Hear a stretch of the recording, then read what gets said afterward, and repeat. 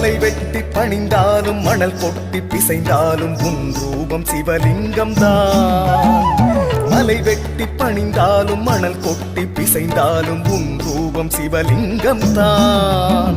மனம் விட்டு உன் நாமம் மலர் கொட்டி உன் பாதம் பணிந்திட்டேன் பரமேஸ்வரா நீலகண்டேஸ்வரா